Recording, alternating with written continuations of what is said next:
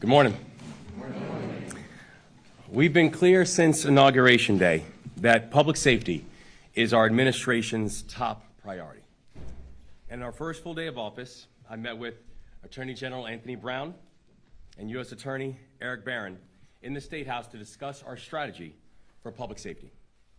6 months later, I stood with my cabinet in this room, and we made very clear our shared vision for the future of public safety in our state. When it comes to public safety, we aren't going to point fingers. We aren't going to just simply place blame while homicide rates increase. We're going to lead, and we're going to lead together. We've announced an all-of-the-above approach to public safety. We said that our success would depend on the participation of every single Marylander. And today, we're here to discuss our continued partnership and our aggressive approach to be able to keep Marylanders safe. I'm pleased to stand with this remarkable team. We're joined by cabinet secretaries, we're joined by law enforcement, we're joined by state's attorneys, we're joined by the Attorney General, we're joined by our federal partners, we're joined by members of the Maryland General Assembly, and also advisors across the public and the private sectors, and we've got a lot to share this morning. But before we talk about the work ahead, I want to take a moment to highlight the work that we've already done. In year one, we knew that we had to create a new culture of collaboration. We made the choice to trust and support the people who were doing the work on the ground. We made the choice to stand with law enforcement, to stand with state's attorneys, with public defenders, with federal partners, and those who are doing violence reduction work in our communities. And we chose to give them the resources that they need. We made the choice to forge bonds across executive agencies, to nurture partnerships with village elders, and reach out to everyone with a vested interest in keeping our community safe. We made the choice to grow opportunities so our kids, and particularly those who are growing up in our most challenged communities, can contribute to society instead of resorting to crime in order to survive. We invested $122 million in funding for local police departments and signed legislations to get illegal guns off of our streets. We expanded the Office of the Attorney General by securing and supporting 66 new full-time positions, including positions in the Criminal Investigations Division. We secured $11 million for the Maryland Coordination and Analysis Center, the governor's #1 tool for intelligence collection and intelligence sharing across the state. We secured $7 million for more staff in the Public Defender's Office. Public Defender's, great to see you here. And $7 million to our state's attorneys, who've been doing remarkable work on this issue, including $5 million, good to see State's Attorney, including $5 million for Baltimore City's state's attorneys. We delivered $2 million to the U.S. Attorney's Office, and I'm proud that Maryland is one of the only states in the country to provide direct support to our U.S. Attorney. And on top of everything I mentioned, we secured strategic investments to expand education, to end child poverty, and to build stronger pathways to prosperity. And the results that we've collectively achieved are undeniable. We've proved to the state that we can bring down violent crime. We've proved to the state that we can reduce non-fatal shootings. We've proved to the state that we can break the cycle of 300+ homicides in Baltimore City each year. Amen. And I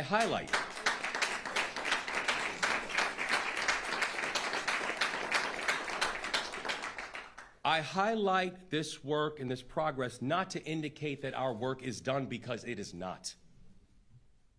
I highlight the progress because it means that by working together, we can actually make change.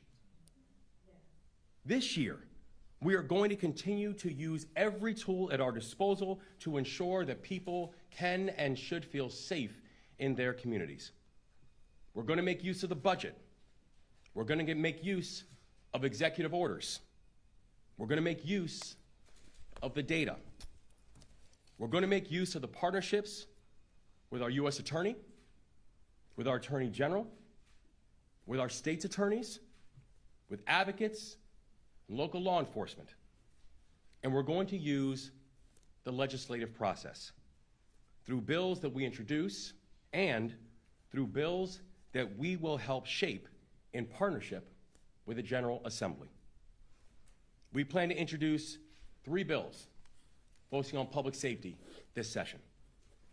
The first, we will introduce the Victims' Compensation Reform Act. This bill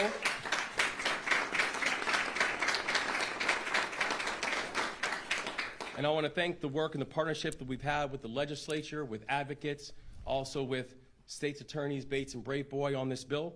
This bill will ensure that victims of crime can count on support when they need it most. When people feel safe and feel like justice will be served, then we have a better chance of getting convictions and actually closing cases.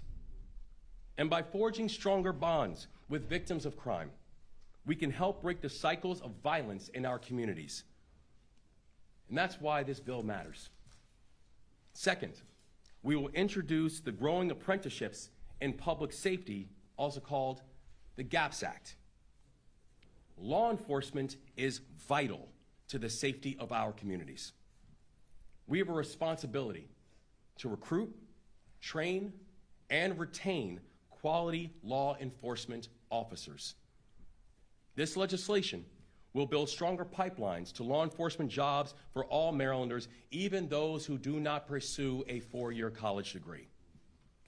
And as we contend with workforce shortages across our public safety agencies, this bill will help us get more boots on the ground and help us to keep the boots that we already have. Third, we will introduce a bill to create a new Center for Firearm Violence Prevention and Intervention in the Maryland Department of Health.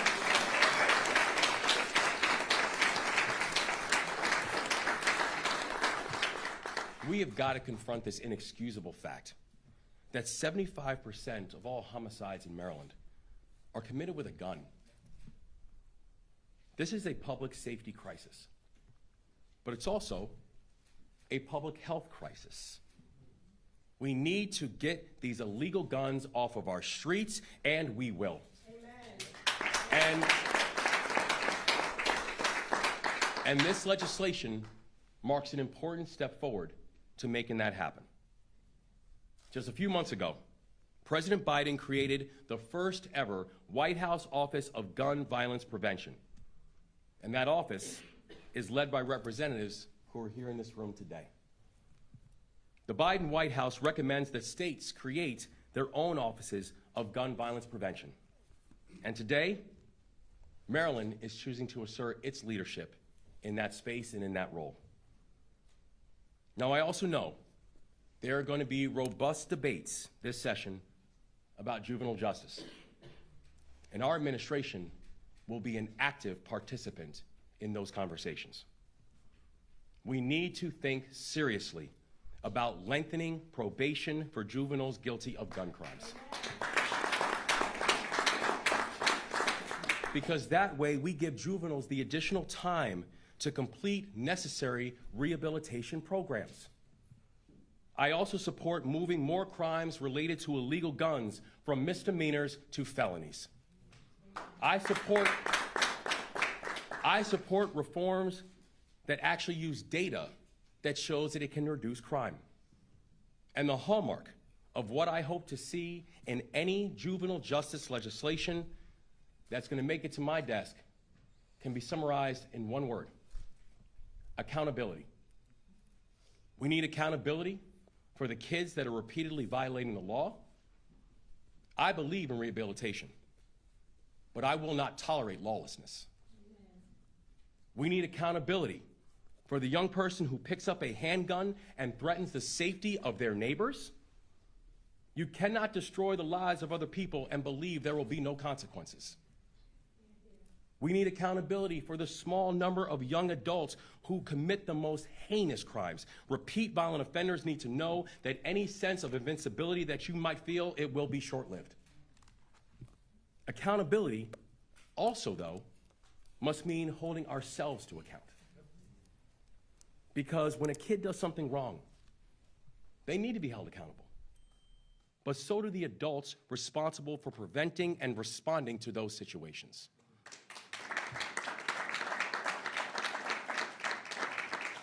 It means holding local government partners and law enforcement accountable for curbing violence.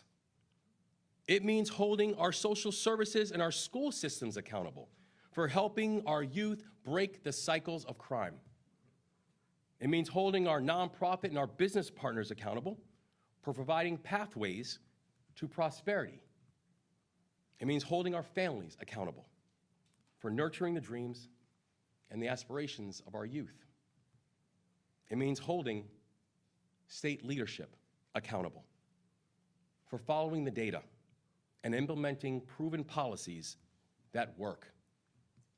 And it means holding our Department of Juvenile Services accountable too. When we entered office last year, there was a measure of brokenness in the Department of Juvenile Services. Morale was low, vacancies were high. Leaders from both sides of the aisle throughout our communities were frustrated with a department that was not meeting its mission. Now, we still have a lot of work to do, but if there's anyone who is up to the job, it's our Secretary of Juvenile Services, Vinnie Schiraldi.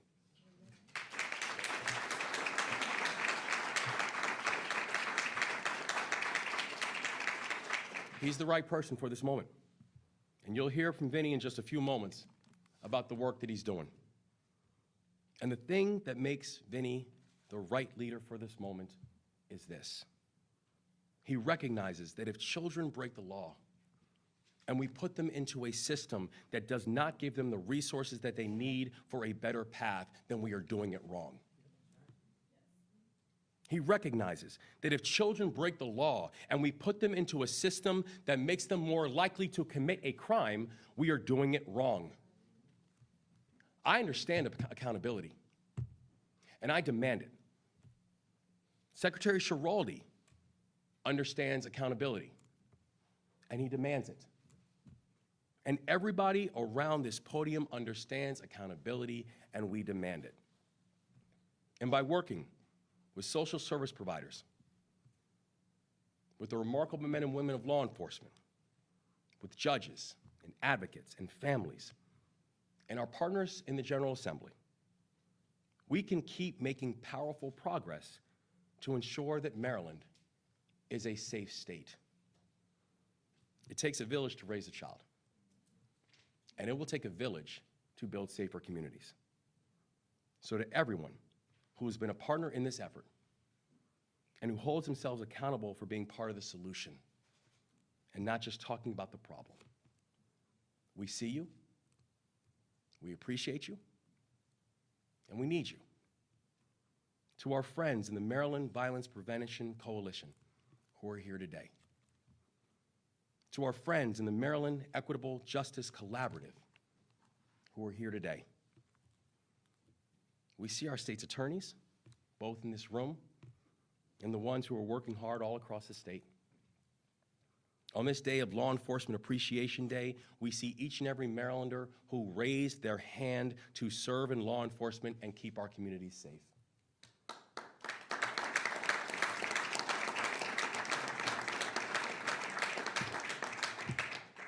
We're not resting until we get this right. This is the priority.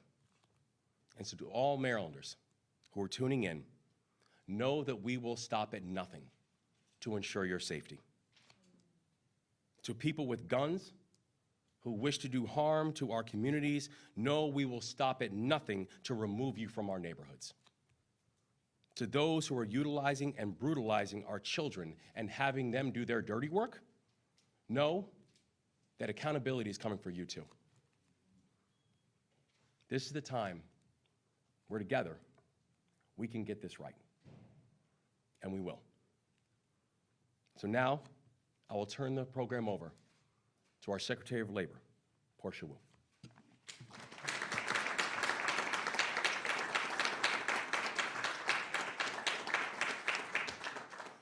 Thank you, Governor.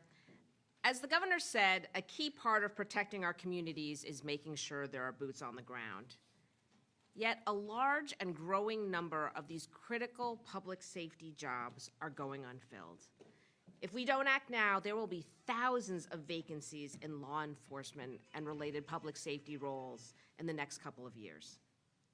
We need officers who reflect the diversity of our great state, and we need them to come from the neighborhoods they serve.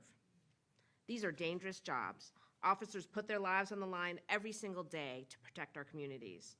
But they're also family-supporting jobs with good pay and benefits. That's why it's doubly important that doors to these opportunities be accessible to young people across our state.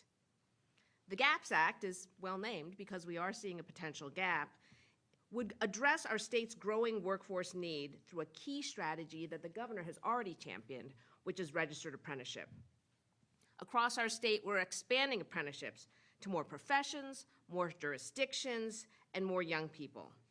And we know this learn and earn strategy already works in law enforcement. Just this morning, the Maryland Apprenticeship Training Council approved a new apprenticeship through the Charles County Sheriff's Office. The GAPS Act will build on these successes. It will unlock existing resources, providing additional flexibility and greater incentives for apprenticeships in law enforcement and public safety jobs. This will enable us to attract the best and the brightest in our state to these important roles. Maryland Department of Labor looks forward to working with our partners in the General Assembly to ensure passage of the GAPS Act, and I thank the Governor for making it a priority on his legislative agenda. I'll now pass the podium to Clyde Boatwright, President of the Maryland Fraternal Order of Police.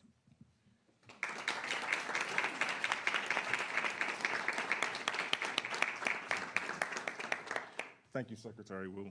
Again, good morning. Again, my name is Clyde Boatwright, and I'm the President of the Maryland State Fraternal Order of Police. Our organization represents over 21,000 police officers statewide. Today, we support the Moore-Miller administration's proposed GAPS Act legislation.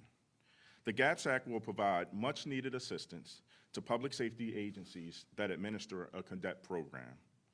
Cadet programs have shown themselves to be a great feeder system to agencies that develop young people who have an interest in a public safety career.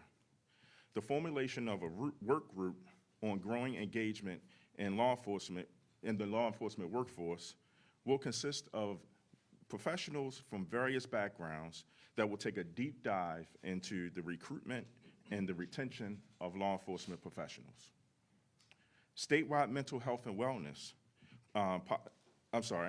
statewide mental health and wellness policies are essential for establishing uniform standards for agencies to follow. Peer support, stress management, and other wellness programs are national best practices in our profession. It is no secret.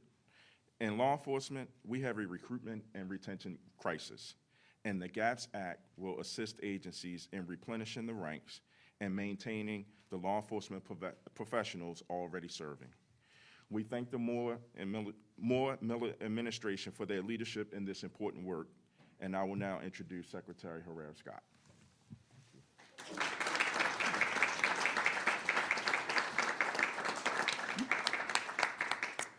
Good morning. Thank you, President Boatwright, and thank you, Governor Wes Moore and your administration for these exciting announcements that will improve the lives and safety of Marylanders.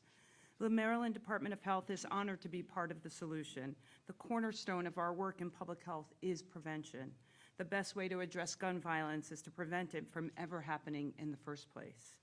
The current statistics speak for themselves. Over 2,200 Marylanders are injured or killed each year by a firearm, with almost 1/3 of firearm injuries being fatal. Between 2013 and 2022, the number of Marylanders under 18 years old wounded in non-fatal shootings quadrupled.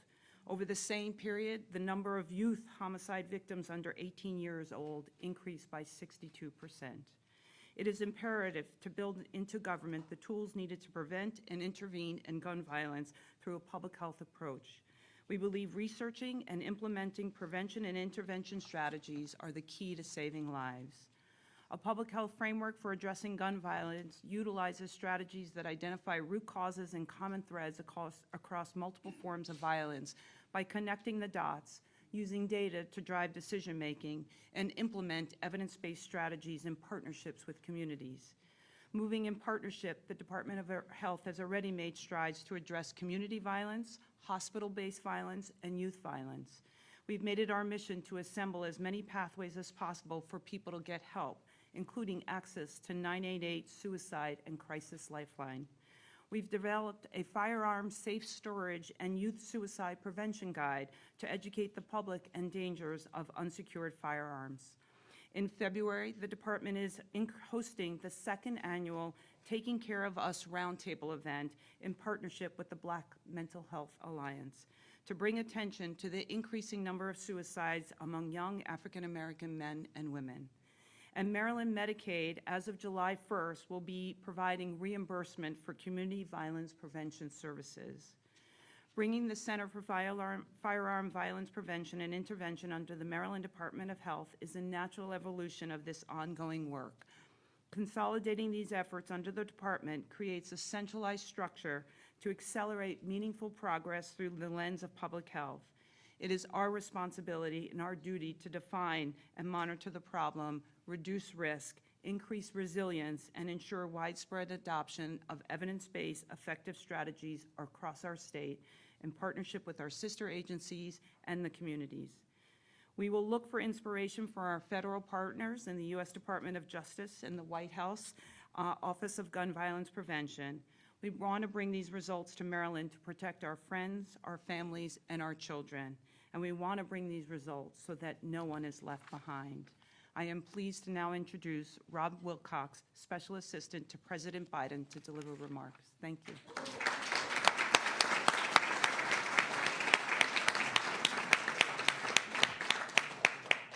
Hello, I am Rob Wilcox. I'm the Deputy Director of the White House Office for Gun Violence Prevention, and I'm joined here today with my fellow Deputy Director, Greg Jackson, because today is a big announcement, and we know how important it is to saving lives.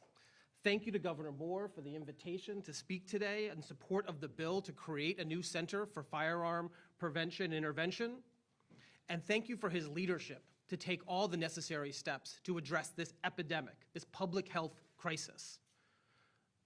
Looking around the room, I'm sure everyone here has been touched by gun violence, myself included. I still remember 22 years ago when a family member was shot and killed.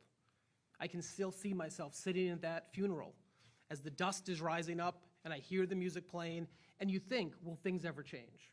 And I can tell you 22 years ago, there was not a single Office of Gun Violence Prevention in this country. And now, that glimmer of hope, that glimmer of belief that we could have safer communities is becoming reality thanks to the leadership of Governor Moore. From suicides to domestic violence to mass shootings to everyday community violence, our communities are being torn apart. Gun violence is the leading cause of death for children in America. And as President Biden says, this is not normal.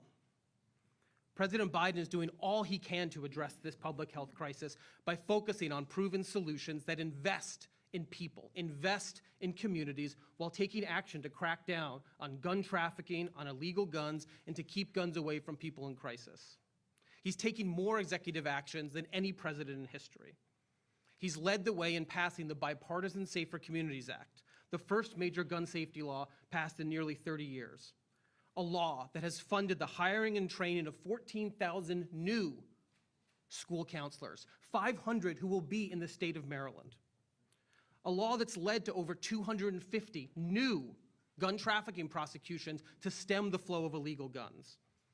A law that's led to the increased denials of background checks for 18, 19, 20-year-olds by 25%, because instead of just relying on a background check and a computer, NICS now calls into states and local law enforcement to get the information they need, and a law that invests $250 million in community violence intervention. This law and the executive actions do a lot, But what we need is partnership. What we need is an ecosystem where the federal government and its agencies has partners at the state level, partners at the local level, so we can make sure important funding dollars and enforcement priorities get to where they need to go. And that's why President Biden established the first ever White House Office of Gun Violence Prevention. He gave us 4 key tasks. He wants us to implement the Bipartisan Safer Communities Act. He wants us to identify new executive actions. He wants us to build the first ever FEMA-style response to mass shootings and concentrations of gun violence so that even if we can't stop every act of gun violence, we can respond and support survivors when they need it the most. And lastly, he asked us to partner with state and local leaders. And that's why we're here today, to support the leadership of Governor Moore in creating the state-level Office of Gun Violence Prevention. Just last month, our office, in partnership with Vice President Harris, convened 100 legislators from nearly 39 states to launch the Safer States Agenda. This agenda wasn't just about what states had to do, it's about opportunities for partnership. Step 1, establish a state Office of Gun Violence Prevention so that we have points of contact. We have the ability to work with a state-level office that has the same ability we do, breaking down silos, investing in proven solutions, and ensuring that we're tackling gun violence in all its forms. Step 2 was supporting survivors, making sure they have the resources they need, trauma-informed care, so that they can recover from the trauma that took everything from them. We have to fund evidence-based solutions, community violence intervention, suicide prevention, lifeline, law enforcement that's looking to increase clearance rates so that we're solving homicides and non-fatal shootings. We need responsible gun ownership so guns are securely stored. We need the background check system that will work, and we have to hold the gun industry accountable.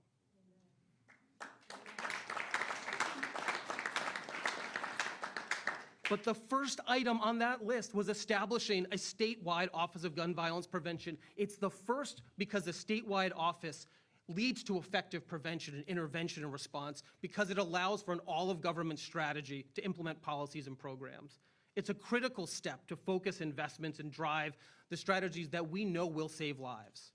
And I can tell you, from the job that we have, that one of the most essential components of an effective Office of Gun Violence Prevention is leadership from the top.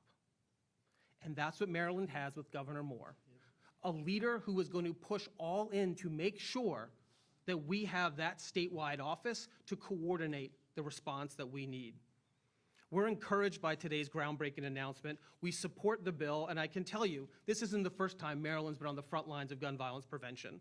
It's leaned forward on enacting common sense provisions when it comes to secure storage, when it comes to investment, when it comes to making sure that survivors have the resources they need. Simply put, these actions together will save lives. We are so proud to be here with Governor Moore, as Maryland is the first state to act on the recommendation to create a statewide Office of Gun Violence Prevention since Vice President Harris convened state legislators last month. The first state to take action. That is leadership in action. And as we will be here to work with Maryland and every single state and U.S. territory as they undertake the ambitious but necessary effort to end gun violence as we know it, we can't be prouder to thank Governor Moore for his leadership, and we look forward to the continued partnership as you move forward with this office. Thank you very much.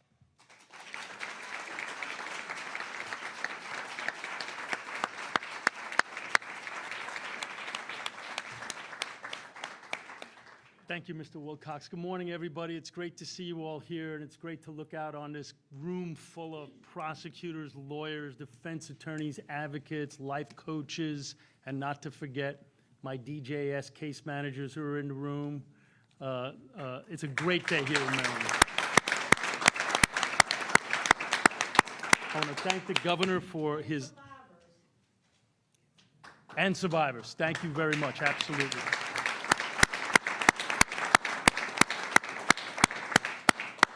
That's the problem when you do lists, you always mess up.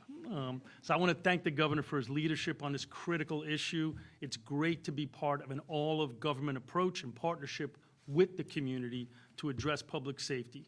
Today I'll be discussing some problems we encountered when I first arrived at DJS, what we're doing to address them, including the groundbreaking Thrive Academy, all part of the governor's comprehensive effort to reduce violence in our communities. But first, I want to say I take DJS's role in promoting safety and positive youth outcomes very seriously. No one should feel unsafe walking in their own neighborhood. Hard stop. Preventing crime before it happens and rehabilitating kids while holding them accountable is a balanced approach that builds safety much better than after-the-fact punishment. Maryland incarcerates more young people in adult prisons than all but 3 states, and 90% of those children are youth of color. So if simply locking kids up with adults was the solution, we'd already be feeling much safer than we are. Instead, we need to better engage young people while holding them accountable, as the governor said, both to stop them from committing crimes and to protect them from the crimes of others. As the governor, Secretary Herrera Scott, and Mr. Wilcox have discussed, gun violence is of the utmost importance to people across our state where such violence is far too prevalent. That's why I'm grateful for today's public safety proposals and that last year, Governor Moore provided $5 million focused on a Safe Summer initiative. Over the past decade, funding for community programs to help rehabilitate DJS youth was cut substantially. Programs for youth in custody were sorely lacking, and DJS forged few meaningful partnerships.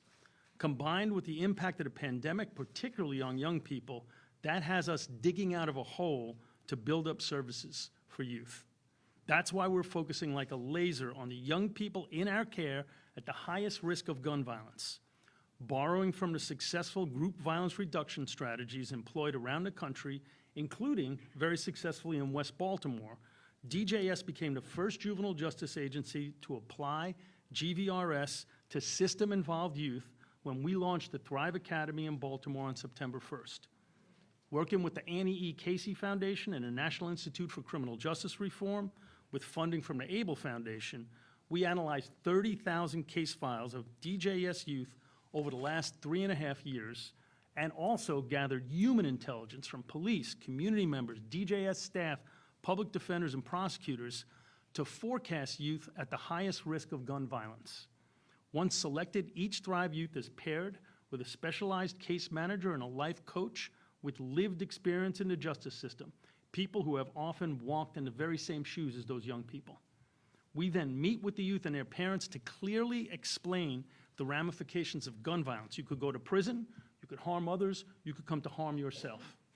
This is not just a lecture, because then we help the youth develop a life plan that provides them with a pathway from gun violence, away from gun violence, like you spoke about, Governor, and are in frequent contact to assure that they stay traveling on that. So it's not just a plan and walk out the door. The life coaches are seeing them constantly. Thrive youth are also provided with what we call a suitcase for success that's individualized to each kid's needs and may include stipended employment or service opportunities, assistance with going to college or vocational training, confidential relocation assistance for youth and families who themselves are in danger and can no longer live where they are living, and fiscal incentives for participation and achieving agreed-upon milestones. While it's early so far, the 33 youth in Thrive from Baltimore City and Baltimore County that have been in it over the last 4 months, none have been involved in a gun-related incident.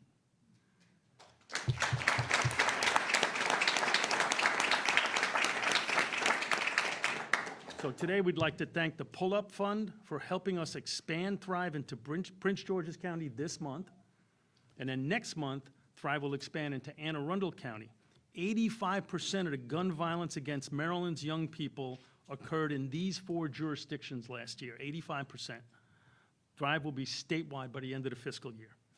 In addition to Thrive, and in partnership with the Department of Public Safety and Correctional Services and the Department of Human Services, we're working to identify Maryland's neighborhoods with the highest concentration of our shared clients to provide youth and families services in an innovative and collaborative way in those communities.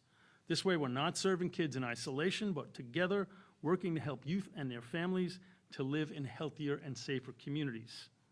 To continue creating solutions, we've strengthened partnerships with system stakeholders. We're working collaboratively with police, juvenile courts, state's attorneys, victims, and public defenders, survivors, and public defenders on a range of issues, from expanding community programs to better intake procedures to improving restitution practices.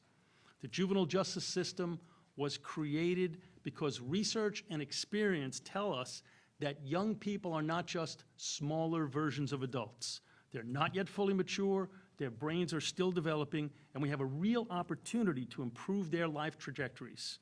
We must pursue two notions simultaneously: holding young people accountable for wrongdoing while helping them get back on track, all in an effort to improve public safety. That's what Thrive's all about. Thank you for your time, and I'm going to turn it back over to the governor.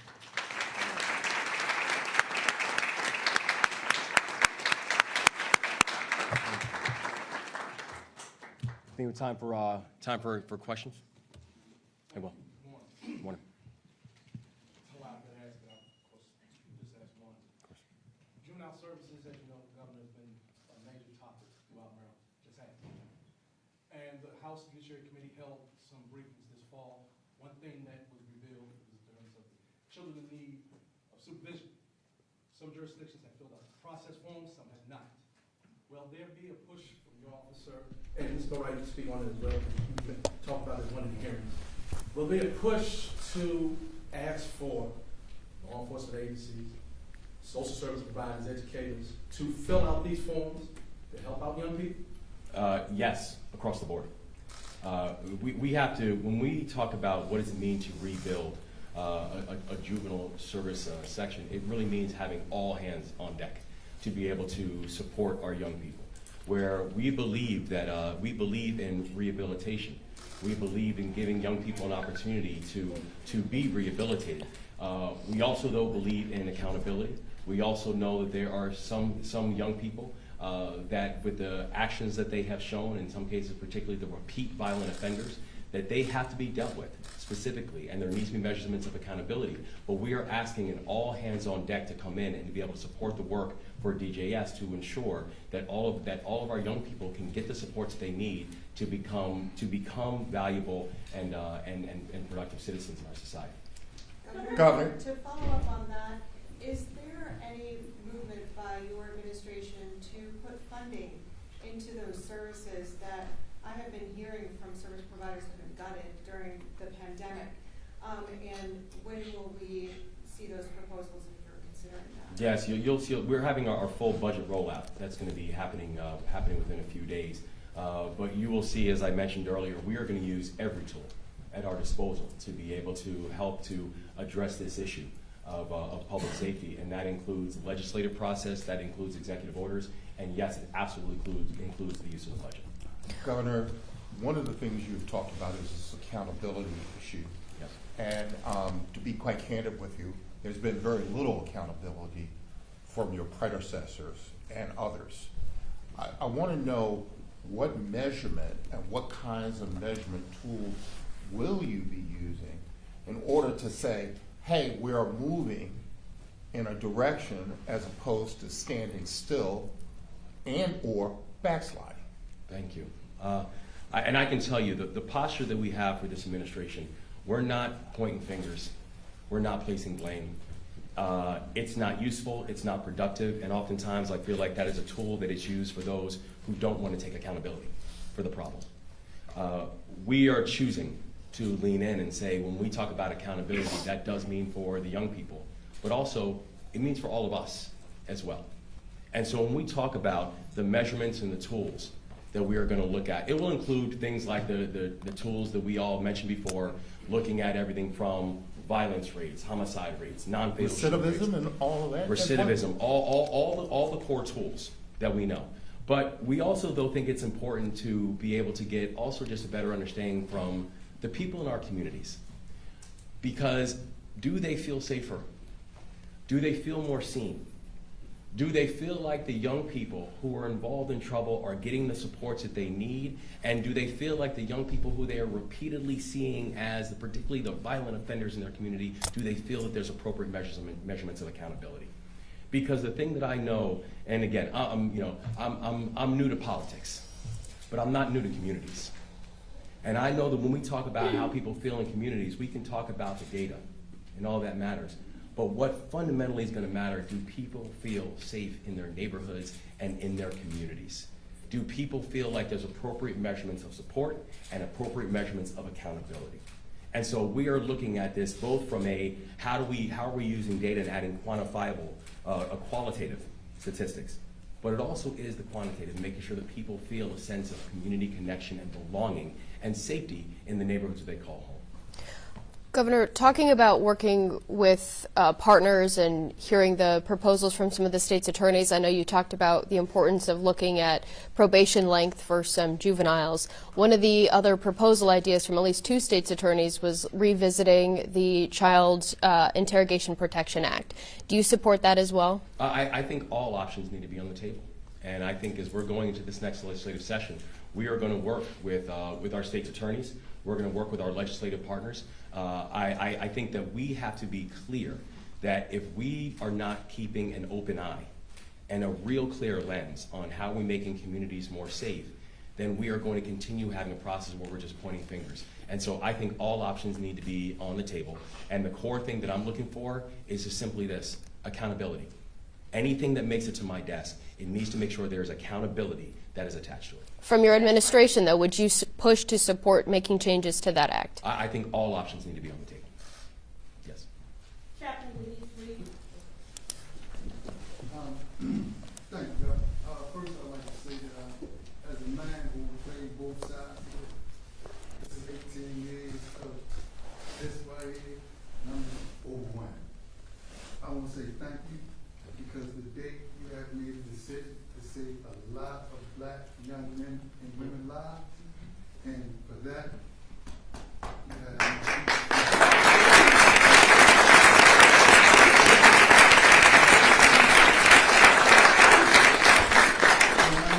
I know my grandma was smiling down on the first black guy, you know, and not only that, you're making everybody proud in our state. But I want to ask this though. Oh man, you can't say that and then ask me to answer the question. I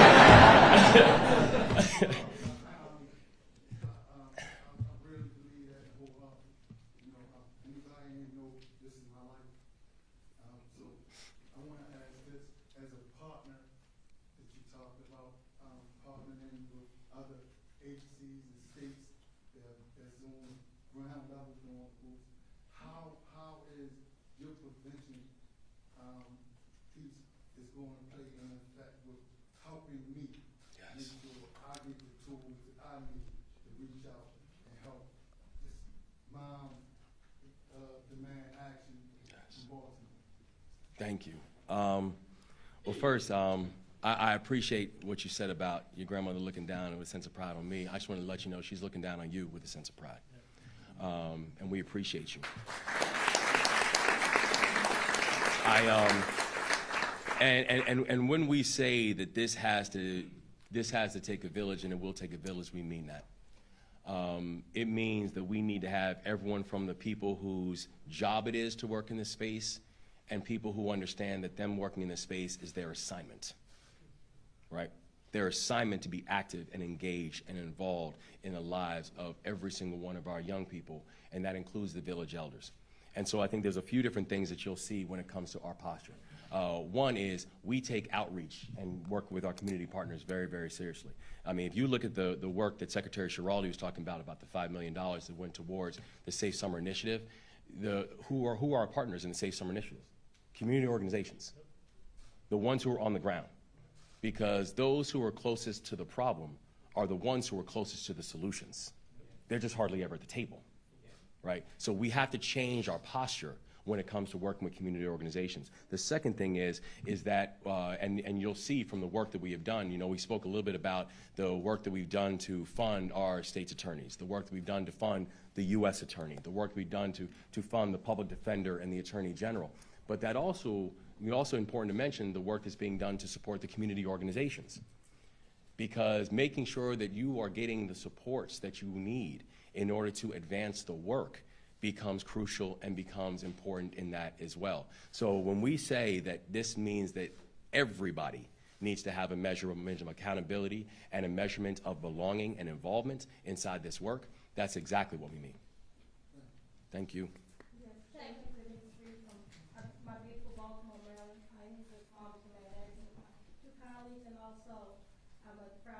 in Baltimore. Several things, you and I had the pleasure of talking. I remember. in July in Yep. Baltimore with the census mass shooting. Yep. And one thing you and I touched on and agreed is CAP. Until our young people's home and their souls are healed, we cannot, begin to even help them. And that's there forever, Chapel of Springs, as we all know. My nephew, Antoine Gray, works at the Lighthouse here in Annapolis. He was a drug kingpin dealer here in Annapolis. He's now 52, but it took 35 years for God to heal a hole in his soul. He also got shot in Annapolis when he was like 17.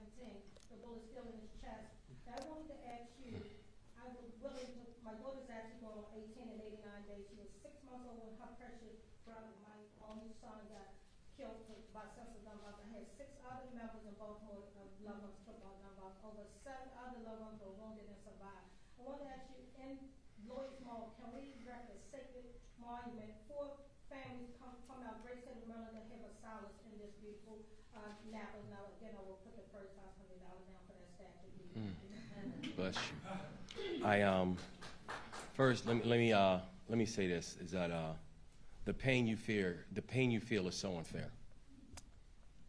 It's not fair for you to have to go through this much pain and this much anguish. It's not fair for you to have to deal with this much heartbreak and this much heartache.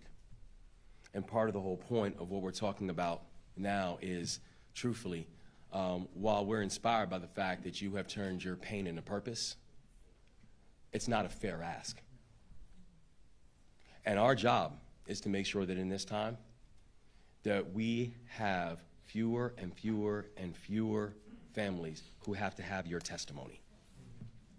That's the point. By God's grace. That's the point. And so let's touch base afterwards about the best way to commemorate. But I want to tell you that we are anxious to be your partners on this work. Thank you all. Thank you all. Thank you.